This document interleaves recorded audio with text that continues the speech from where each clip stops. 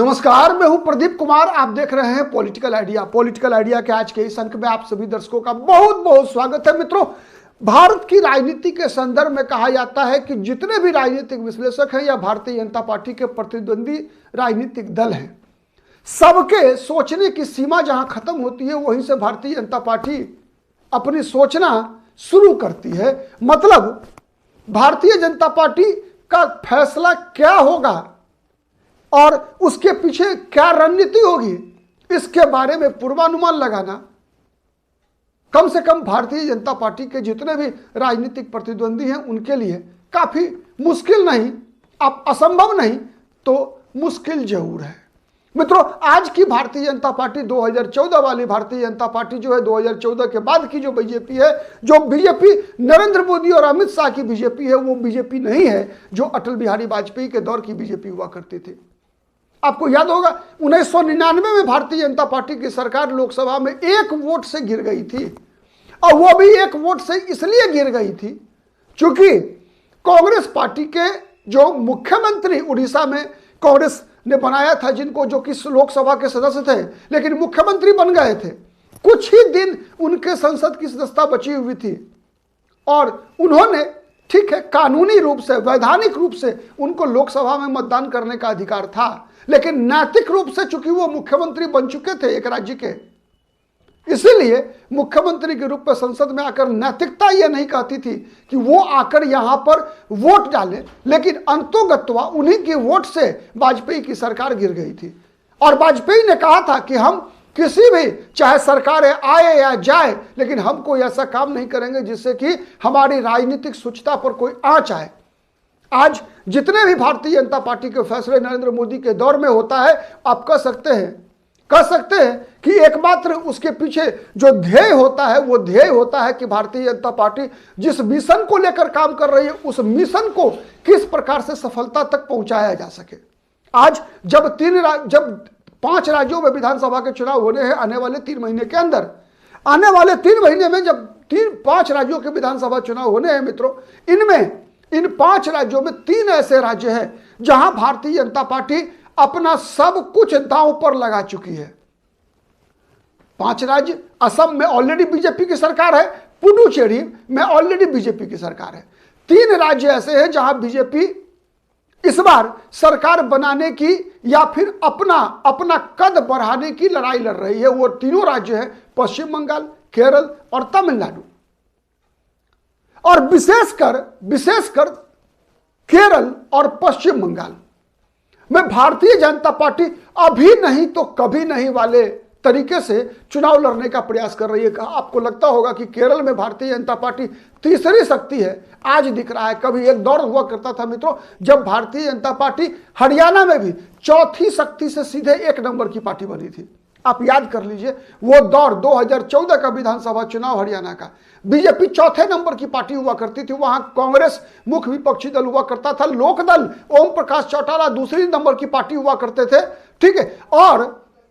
और जो बीजेपी थी वो बीजेपी चौथे नंबर की पार्टी हुआ करती थी हरियाणा में। लेकिन बीजेपी 2014 में किस प्रकार से विधानसभा चुनाव जीतकर मनोहर लाल खट्टर मुख्यमंत्री बने, आप याद कीजिए त्रिपुरा विधानसभा चुनाव में बीजेपी उस चुनाव से पहले क्या स्थिति थी बीजेपी की त्रिपुरा के विधानसभा में, त्रिपुरा से लोकसभा में भारतीय जनता पार्टी के कितने प्रतिनिधि हुआ करते थे, लेकिन बीजेपी ने सरकार बनाया। तो आप याद कीजिए 2014 का वो समय जब महाराष्ट्र में भारतीय जनता पार्टी 4 नंबर की पार्टी हुआ करती थी। कांग्रेस, शिवसेना, राष्ट्रवादी कांग्रेस, उसके बाद चौथे नंबर की पार्टी हुआ करती थी महाराष्ट्र में भारतीय जनता पार्टी। लेकिन 2014 के नवंबर में जब वहां विधानसभा का चुनाव होता है, उसके बाद देवेंद्र फडणवीस मुख्यमंत्री बन बैठते हैं। तो इसीलिए 2024 के लोकसभा चुनाव परिणाम से आप केरल का मूल्यांकन मत कीजिएगा। भारतीय जनता पार्टी ने जो दांव चला है, भारतीय जनता पार्टी ने जो मास्टर स्ट्रोक चला है केरल में और पश्चिम बंगाल की राजनीति के लिए, तमिलनाडु में भी, उसका परिणाम आप केवल अनुमान लगाइए। मैं कई बार लगातार बताता रहा हूं मित्रों कि केरल में राजनीतिक ध्रुवीकरण हो रहा है। केरल में राजनीतिक ध्रुवीकरण सामाजिक ध्रुवीकरण के साथ हो रहा है और साथ साथ धार्मिक ध्रुवीकरण भी हो रहा है। और इसी परिप्रेक्ष्य में आप भारतीय जनता पार्टी के इस फैसले को देखिए मित्रों, इस फॉर्मूले पे बीजेपी उत्तर प्रदेश का विधानसभा चुनाव अपने दौर में जीत चुकी है। आपको याद होगा भारतीय जनता पार्टी ने किस प्रकार से मुलायम सिंह यादव भारतीय जनता पार्टी के मुख्य प्रतिद्वंदी उत्तर प्रदेश में अखिलेश यादव के पिता, जब अखिलेश यादव ने अपने पिता को अपनी पार्टी में किनारे कर दिया तो भारतीय जनता पार्टी आगे आती है उसी मुलायम सिंह यादव को पद्म विभूषण देने के लिए, जिस मुलायम सिंह यादव को भारतीय जनता पार्टी कहा करती थी कारसेवकों का हत्यारा कहा करती थी, उसी मुलायम सिंह यादव को भारतीय जनता पार्टी पद्म विभूषण देती है। परिणाम क्या हुआ उत्तर प्रदेश में मुलायम सिंह यादव को झंडा बनाकर भारतीय जनता पार्टी ने इस प्रकार से विजय पताका फहराई कि अखिलेश यादव हक्के बक्के। वही खेल बीजेपी ने केरल में किया है, वही खेल भारतीय जनता पार्टी ने अभी पश्चिम बंगाल में किया है, भारतीय जनता पार्टी ने वही खेल किया है तमिलनाडु में। मैं बताऊं आपको 131 पद्म पुरस्कारों की घोषणा हुई गणतंत्र दिवस से एक दिन पहले की पूर्व संध्या पर, परंपरा रही है। तो इस बार 131 पद्म पुरस्कारों की घोषणा हुई है, जिनमें 5 पद्म विभूषण, 13 पद्म भूषण और 113 पद्मश्री। आप अनुमान लगा लीजिए मित्रों, भारत की जो आबादी है उसमें रेशियो क्या बनता है केरल का, क्या बनता है पश्चिम बंगाल का, क्या बनता है तमिलनाडु का, आप अनुमान लगाइए, आप जोड़ लीजिए। साधारण सा मैथमेटिक्स है, साधारण सा गणित है, आप जोड़ लीजिए और उसके बाद बताइए कि 5 पद्म विभूषण पुरस्कार की घोषणा की गई है और ये 5 में 3 गया है केरल के हक में। केरल के हिस्से में 3 पद्म विभूषण 5 में से। सबसे पहला नाम है बीएस अच्युतानंदन का। अगर वैचारिक स्तर पर देखेंगे तो भारतीय जनता पार्टी के घोर विरोधी, भारतीय जनता पार्टी को एक तरफ जहां दक्षिणपंथी कहा जाता है वहीं वाम मोर्चा। बीएस अच्युतानंदन 2006 से लेकर 2011 तक केरल के मुख्यमंत्री रहे। तो एक वामपंथी को, एक कम्युनिस्ट को, जिसके खिलाफ भारतीय जनता पार्टी केरल में आरएसएस के न जाने कितने कार्यकर्ता आपसी संघर्ष में हताहत हुए केरल में, और उसी बीएस अच्युतानंदन जो बीजेपी की राजनीतिक विरोधी, उसी के नेता बीएस अच्युतानंदन को भारतीय जनता पार्टी की सरकार पद्म विभूषण से सम्मानित करती है। तो एक, अगर हम सीधा समझें, अगर आदर्श राजनीति के अनुसार देखें तो ये एक बहुत बड़ा, आप कह सकते हैं बहुत बड़ा एक माइलस्टोन बीजेपी खड़ा कर रही है कि पद्म पुरस्कारों को देते समय दलगत राजनीति को ध्यान में नहीं रखना चाहिए, बल्कि राष्ट्र के प्रति किसी व्यक्ति के कर्तव्य को याद करना चाहिए। पहला मामला नहीं था मुलायम सिंह यादव का जब भारतीय जनता पार्टी ने अपने राजनीतिक विरोधी को पद्म पुरस्कार से सम्मानित किया था। इससे पहले भी प्रणब मुखर्जी जो कांग्रेस के रहे थे, उनको भारतीय जनता पार्टी ने भारत रत्न से सम्मानित किया। पीवी नरसिम्हा राव कांग्रेस के नेता रहे, प्रधानमंत्री रहे, उनको भी भारतीय जनता पार्टी ने सम्मानित किया। कई ऐसे नाम हैं जिन्हें भारतीय जनता पार्टी ने 2014 से नरेंद्र मोदी की सरकार जब से बनी है तब से, एक बात तो है कि राजनीतिक विचारधारा से अलग हटकर पद्म पुरस्कार बांटे गए हैं, लेकिन एक बात तो तय है कि पद्म पुरस्कार देते समय भी भारतीय जनता पार्टी ने इस बात का ख्याल रखा कि उसका अपने मूल संगठनों के साथ क्या संबंध है। मुलायम सिंह यादव को भारतीय जनता पार्टी ने तब पद्म पुरस्कार देने की घोषणा की मित्रों, जब लगा कि अखिलेश यादव से मुलायम सिंह यादव का अलग कुछ बन रहा है और बीजेपी मुलायम सिंह यादव के नाम का इस्तेमाल कर सकती है। प्रणब मुखर्जी की भी स्थिति वही थी। प्रणब मुखर्जी राष्ट्रपति थे, सोनिया गांधी से संबंध खराब हो चुका था। मनमोहन सिंह और प्रणब मुखर्जी का मामला स्पष्ट हो चुका था, सार्वजनिक हो सका था कि किन परिस्थितियों में क्यों मनमोहन सिंह को प्रधानमंत्री बनाया गया, क्यों प्रणब मुखर्जी प्रधानमंत्री नहीं बन सके। प्रणब मुखर्जी और पी चिदम्बरम के बीच का जो विवाद था, प्रणब मुखर्जी सोनिया गांधी के बीच का जो विवाद था वो सार्वजनिक हो चुका था। तब भारतीय जनता पार्टी ने प्रणब मुखर्जी को आगे करके बंगाल में दांव खेला और सीधा 3 विधायक से 77 विधायक की पार्टी बन गई थी पिछले 2021 के विधानसभा चुनाव में। तो इस बार बात शुरू करते हैं केरल से। केरल में भारतीय जनता पार्टी ने जो पद्म पुरस्कार बांटे हैं 8, उसमें पद्म विभूषण 5, उसमें 3 केवल केरल के हिस्से में गए हैं। सबसे पहले बीएस अच्युतानंदन, केरल के पूर्व मुख्यमंत्री, 2006 से 2011 तक इजावा जाति से आते हैं। मित्रों, मैं बता रहा हूं, आपको बताया है मैंने कि केरल की राजनीति हो, बंगाल की राजनीति हो, तमिलनाडु की राजनीति हो, भारत की राजनीति में जातिगत समीकरण सबसे महत्वपूर्ण, सामाजिक समीकरण, धार्मिक ध्रुवीकरण सबसे महत्वपूर्ण भूमिका अदा करता है।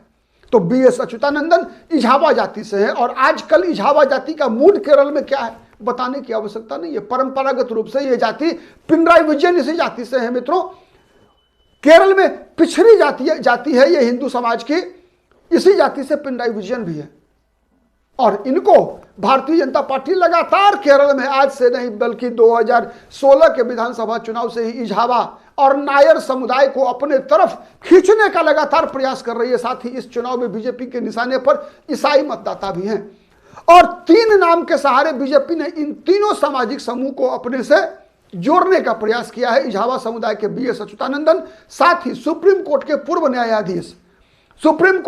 न्यायाधीश और ईसाई समाज से आने वाले ठीक है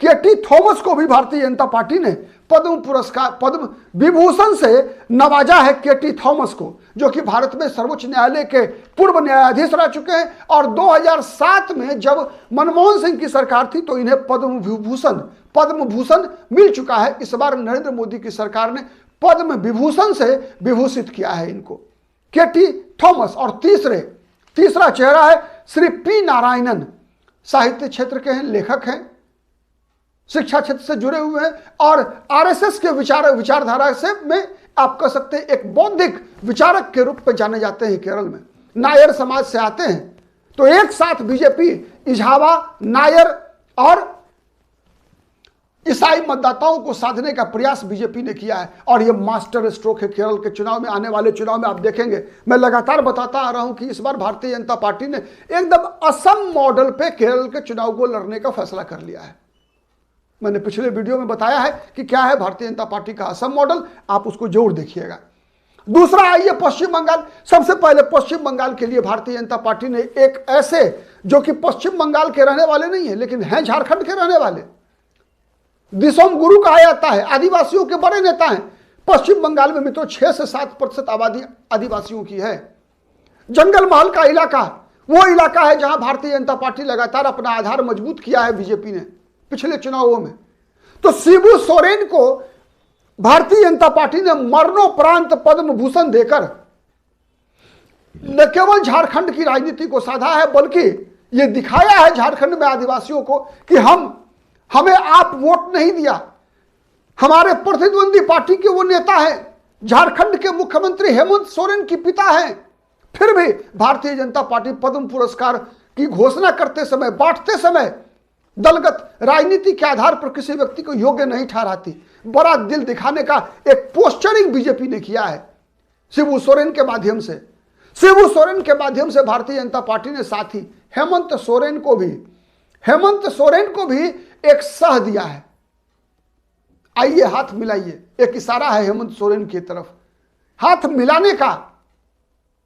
अब हेमंत सोरेन क्या करते हैं इंतजार रहेगा, लेकिन भारतीय जनता पार्टी का दांव, यह दांव आप बहुत ही बड़ा मास्टर स्ट्रोक है मित्रों। आप आते हैं बंगाल, शिबू सोरेन बंगाल भी साधेंगे। साथ साथ शायद पश्चिम बंगाल के इतिहास में ऐसा कभी नहीं हुआ होगा मित्रों, जब 131 पद्म पुरस्कारों की घोषणा की गई और उसमें 11 पद्म पुरस्कार केवल बंगाल के हिस्से में गया हो। 131 में 11 पद्म पुरस्कार पश्चिम बंगाल के हिस्से में। अशोक कुमार हल्दर, गंभीर सिंह योंजोन, हरि माधव मुखोपाध्याय, श्री ज्योतिष देवनाथ, श्री कुमार बोस, महेंद्र नाथ राय, प्रोसेनजीत चटर्जी, रविलाल टुडू, सरोज मंडल, तरुण भट्टाचार्य, तृप्ति मुखर्जी, पुरुष, महिला, भद्रलोक, पिछड़े वर्ग के मंडल जी भी हैं, सरोज मंडल, आदिवासी श्री रविलाल टुडू, हर समाज के वर्ग को साधने का प्रयास। और केरल में केरल में न केवल पद्म विभूषण बल्कि पद्म भूषण भी दो दो लोगों को दिया गया। एक तो मम्मूटी फिल्म कलाकार है, कितने लोकप्रिय हैं बताने की आवश्यकता नहीं है मम्मूटी की लोकप्रियता क्या है केरल के अंदर। दूसरा नाम है वेल्लापल्ली नटेशन का, एसएनडीपी के नेता हैं वेल्लापल्ली नटेशन। इझावा समुदाय इनके इशारे पर मतदान करता है। वेल्लापल्ली नटेशन के आगे दरबार में पी विजयन जो केरल के मुख्यमंत्री हैं वाम मोर्चा के, वो भी नतमस्तक होते हैं। और बीडी संदीपन कांग्रेस के नेता, वो भी नतमस्तक होते हैं। और वेल्लापल्ली नटेशन लगातार जिस प्रकार की बयानबाजी कर रहे हैं, अब आप उसके परिप्रेक्ष्य में देखिए कि केरल में 3 पद्म विभूषण, 2 पद्म भूषण और उतना ही नहीं बल्कि 3 पद्मश्री भी, ए मुथु नायगम, सुश्री कला मंडलम बिमला मेनन और सुश्री कोल्लाकल देव की अम्मा जी। 3 पद्म विभूषण, 2 पद्म भूषण और 3 पद्मश्री केरल के हिस्से में। 11 पद्म पुरस्कार पश्चिम बंगाल के हिस्से में, साथ में दिसोम गुरुजी शिबू सोरेन। अब आते हैं तमिलनाडु। मित्रों, तमिलनाडु में भी 2 पद्म भूषण, श्री कल्लीपट्टी रामास्वामी पलानीसामी मेडिसिन के क्षेत्र में और श्री SKS मैलानंदन सामाजिक कार्यकर्ता हैं, पूरे तमिलनाडु जानता है इनको। साथ ही पद्मश्री कला क्षेत्र से, अलग अलग क्षेत्र से, कला, मेडिसिन, साइंस, टेक्नोलॉजी, हर क्षेत्र से भारतीय जनता पार्टी ने तमिलनाडु में 13 लोगों को 13 तमिलनाडु के लोगों को नरेंद्र मोदी की सरकार ने पद्म पुरस्कारों के लिए चुना। 131 में 13, 10% लगभग। अनुमान लगा लीजिए आप कितना बड़ा दांव है बीजेपी का। और समाज के हर वर्ग को इसके अंदर समाहित करने का प्रयास है। सुश्री गायत्री बाला सुब्रमण्यम और सुश्री रंजनी बाला सुब्रमण्यम कला के क्षेत्र में, HB हांडे मेडिसिन, के रामास्वामी साइंस एंड टेक्नोलॉजी, के विजय कुमार सिविल सेवा, कौन नहीं जानता है जग में, कपि संकट मोचन नाम तिहारो, विजय कुमार को कौन नहीं जानता। एक प्रशासनिक अधिकारी के रूप में जो अपनी प्रतिष्ठा बनाई है विजय कुमार ने। ओथुवर थिरु थानी स्वामीनाथन कला के क्षेत्र में, पुन्निया पूर्ति नटेशन मेडिसिन, आर कृष्णनन मरणोपरांत कला के क्षेत्र में, श्री राजस्थपति कलियप्पा गौंडर। मित्रों, तमिलनाडु की राजनीति में वेल्लार गौंडर कितनी महत्वपूर्ण, थेवर जाति कितना महत्वपूर्ण भूमिका रखती है, आपको बताने की आवश्यकता नहीं है। सुश्री शिव शंकरी साहित्य एवं शिक्षा के क्षेत्र में, श्री तिरुवरुर भक्तवत्सलम कला के क्षेत्र में, श्री विजयनाथन कामकोटी विज्ञान और इंजीनियरिंग के क्षेत्र में। तो एक एक तमिलनाडु में 13, 8 केरल में और 11 पश्चिम बंगाल में। आप अनुमान लगा सकते हैं कि भारतीय जनता पार्टी ने किस प्रकार का चक्रव्यूह रचा है इन तीनों राज्यों में भारतीय जनता पार्टी की सरकार बनाने के लिए। इसलिए आप इस बात से अंडर एस्टिमेट मत कीजिएगा कि तमिलनाडु में बीजेपी का क्या है, केरल में बीजेपी का क्या है। मैं दोबारा दोहरा रहा हूं, पश्चिम बंगाल में तो देख ही चुके हैं, 3 से 77 पे जो पहुंच सकता है वो 77 को 150 में नहीं बदल सकता। इस भ्रम में मत रहिएगा। 20% केरल में आए हुए 19.5% वोट को कब बीजेपी 39% में कन्वर्ट कर देगी, nobody knows it. Never underestimate Bharatiya Janata party. यह सही है कि तमिलनाडु में भारतीय जनता पार्टी अपने बलबूते पर 5 सीटें भी निकालने की स्थिति में नहीं है। लेकिन जब भारतीय जनता पार्टी का यह विजय रथ, यह सनातन का रथ, यह विकास का पहिया और यह पुरस्कारों की घोषणा और जो आरोप तमिलनाडु के डीएमके के नेता लगाते हैं भारतीय जनता पार्टी पर, तमिल विरोधी, तमिल भाषा विरोधी, अब इन सब पुरस्कारों की घोषणा से जिस प्रकार की व्यूह रचना भारतीय जनता पार्टी नरेंद्र मोदी तमिलनाडु, केरल और पश्चिम बंगाल में करते हुए दिख रहे हैं, एक ही आरोप लगता है ना। पश्चिम बंगाल में ममता बनर्जी कहती है कि बांग्ला विरोधी, बांग्ला सभ्यता को नुकसान होगा बीजेपी के आने से।